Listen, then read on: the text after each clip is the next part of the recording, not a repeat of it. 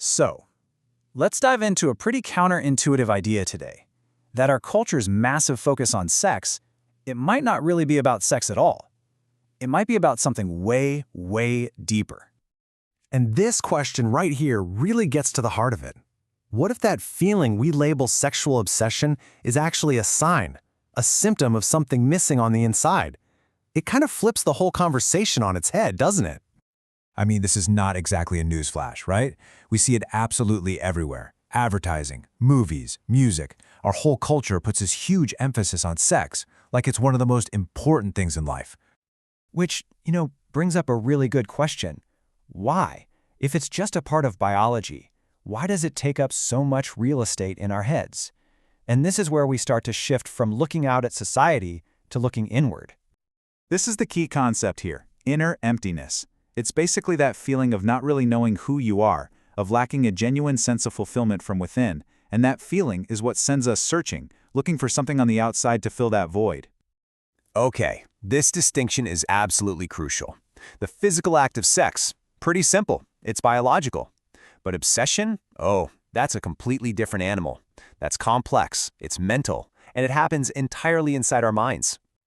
We've taken this one biological act and just loaded it up with all these huge expectations. It's not just an act anymore, right? For many of us, it represents this grand, almost magical idea of ultimate connection, total satisfaction, maybe even meaning itself. And this is where we place the biggest bet. I mean, we expect all kinds of material things to make us happy, don't we? A new car, a new phone, but we place the maximum expectation on the physical body. We project all our hopes for ultimate fulfillment right onto it. And here's the reality check. The promise can feel so real, so overpowering. But if you're looking for sex to fill that inner emptiness, the message here is pretty blunt. It just doesn't deliver. It can't. So this is the real kicker. When we feel that intense urge, what we're actually hungry for isn't the physical act. The real, primary desire is for wholeness, for fulfillment, for an end to that feeling of emptiness. We just kind of misidentify sex as the thing that's going to get us there.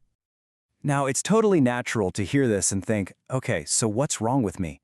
Is this powerful drive a personal failing or some kind of weakness? It's so easy to turn this into self-criticism, but this way of thinking suggests something completely different. And here's the big shift in perspective. That intense urge, it isn't a flaw. It's a sign of a really powerful inner energy, a potent life force.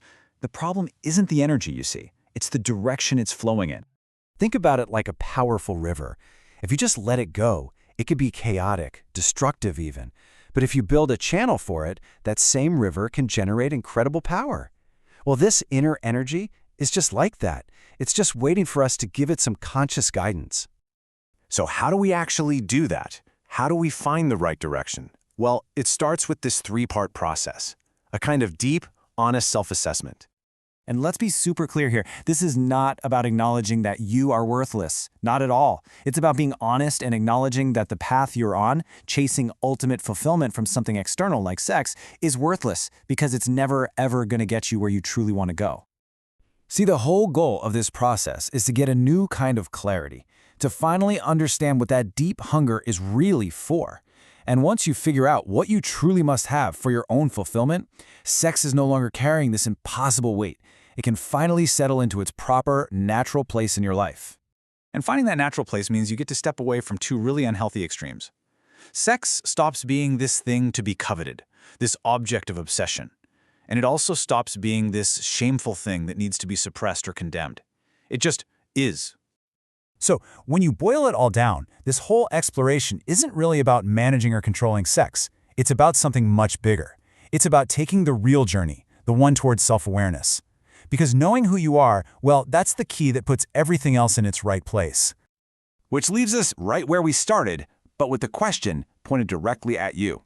When you feel that pull, that intense desire for something more, what are you really, truly hungry for?